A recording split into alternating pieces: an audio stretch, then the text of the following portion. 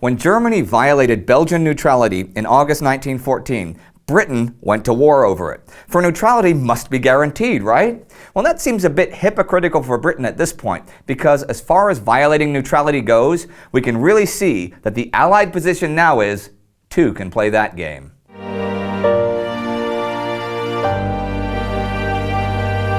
I'm Indy Nidell. Welcome to the Great War. Last week, a British relief expedition on the Tigris River failed to reach the army under siege at Kut. The Russians began an offensive against the Turks and ended one against the Austrians and Germans. While in the Balkans, the Austrian invasion of Montenegro continued. Here's what followed. Well, the rest of the invasion of Montenegro followed. On the 25th, Montenegro accepted Austrian terms. 2 days earlier, Montenegrin King Nicholas had appeared in Rome and met his son-in-law, Victor Emmanuel III, the King of Italy. Nicholas then went on to Lyon, France. Back in Montenegro, Austrian forces occupied Scutari the 23rd and reached San Giovanni di Medjugorje, a seaport in northern Albania, the 26th, and Montenegro was finally overrun. But it was the poorest country in Europe, and the Austrians didn't really get much of a reward other than some positive headlines, which I guess they needed most of the time. They now began their advance into Albania. Meanwhile, the Allies were trying to get the remnants of the Serbian army out of Albania to regroup on the island of Corfu as quickly as possible. British engineers put bridges across rivers. Provision depots were established along roads for the soldiers and refugees heading for the coast, and by the end of the month, around 8,000 Serbian soldiers a day were leaving Albania. Another number that I'll throw at you here, in November and December, when the Serbian army and civilian refugees were fleeing Serbia through Albania, an estimated 200,000 out of 700,000 perished. The French and British forces that had come up through Greece to try to help the Serbs were at this point cooling their heels in Salonika, and I'd like to look there for a minute just in general. They had sent those troops there, to Greece's second city, but the British government didn't think the Salonika force served any useful purpose and tried to get the French to agree to withdraw all Allied troops there. But France was in the grip of a little domestic political crisis. Aristide Briand had replaced René Viviani as prime minister a few months back, and he was very pro-Salonika, and he even made support of the Salonika project a test of loyalty to himself and his government. Also, a lot of his support came from the radical socialists, and their favorite, General Maurice Sarrail, was in command of the Salonika army. Withdrawal from Salonika would leave Sarrail without a command, and unlikely to get a new one since General Joseph Joffre, in charge of the French armies in France, couldn't stand him and felt threatened by him as a rival. So Briand came out with the somewhat stale arguments that the Salonika force kept Romania and Greece neutral and was some sort of threat to the Austrian rear forces in the Balkans. And once the Serbian army was reformed, it would also be used in the Balkans. So Briand raised Joffre to command of all of the French forces everywhere, not just in France, which meant that his rival Sarrail was now his subordinate, and Joffre had to support him. So, back in December, the British, against their better judgment, were talked into keeping men at Salonika, partly by fear of provoking a collapse of the Briand government, and partly by Russian pleas that they maintain a force somewhere in the eastern theater of war to hopefully relieve some pressure at some point. Thing is, it was primarily the British and French who had helped Greece get its independence from the Ottoman Empire back in 1832.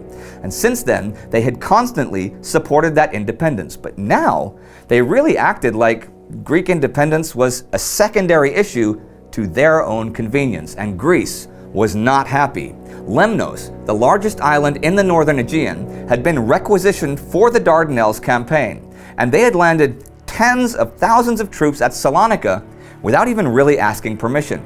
Over this winter, they transformed Salonika into an Allied military settlement. In an area of 200 square miles, they camped a total of 8 divisions and tons of war material and supplies. But what was it all for? They weren't putting any pressure on either the Bulgarians or the Austrians. They were no threat to the Turks. They weren't really helping the Russians, and they certainly weren't pulling any Germans away from the Western Front.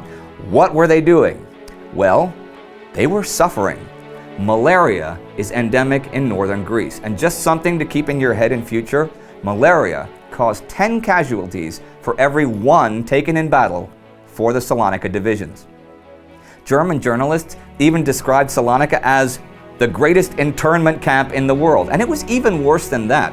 It truly became a giant military hospital thanks to malaria, with some units entirely falling victim to the mosquito.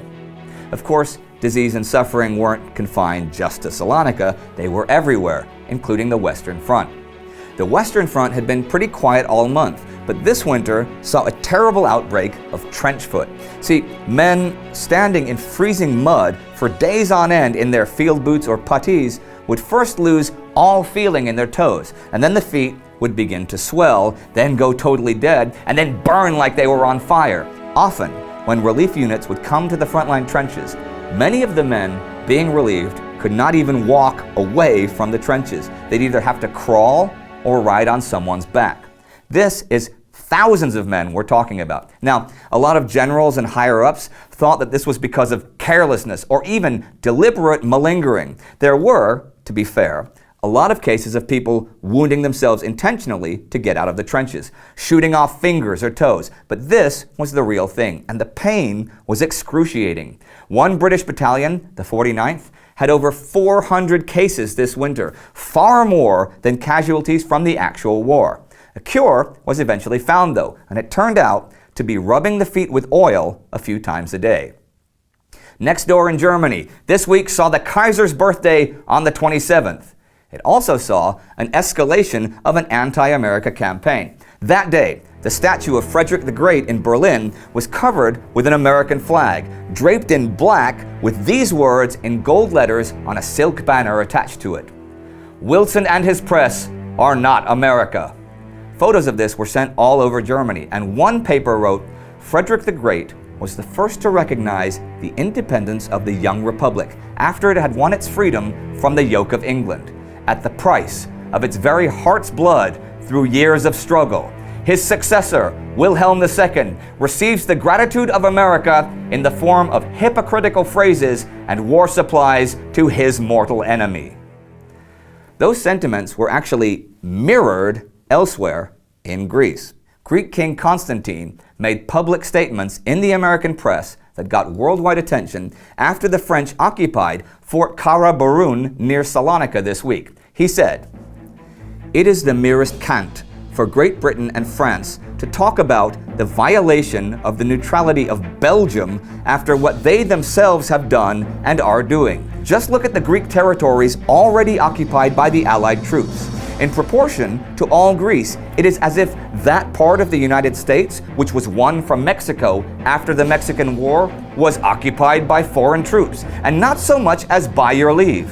Where is the necessity for the occupation of Corfu? The transportation of the Serbs to Italy would be simpler than to Corfu.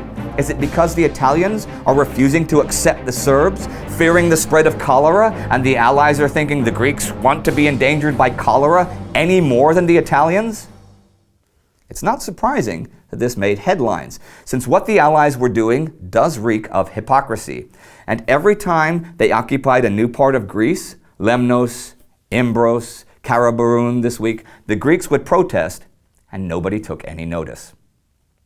And on that note, we come to the end of another week. Montenegro fallen, Albania being overrun, the Italian Western and Eastern fronts quiet, but disease stalking the troops pretty much everywhere. It's true though, Britain guaranteed Belgian neutrality and ostensibly went to war in the first place when Germany violated it. And look where we are now, 18 months later. Britain and France blatantly violating another nation's neutrality. To be fair, the British don't actually want to be in Salonika, but not because of anything to do with Greek protests. But it's easy to describe. The Germans thought invading Belgium was necessary. The Allies think Salonika is necessary, and in modern war, necessity always trumps morals. If you'd like to see how the German invasion of Belgium actually took place, you can click right here to check that out. Our Patreon supporter of the week is Grant Gammon. Now, if you'd like to see us one day hopefully film on location, please consider supporting us on Patreon so we can reach our goals. And don't forget to like us on Facebook, follow us on Twitter. See you next time.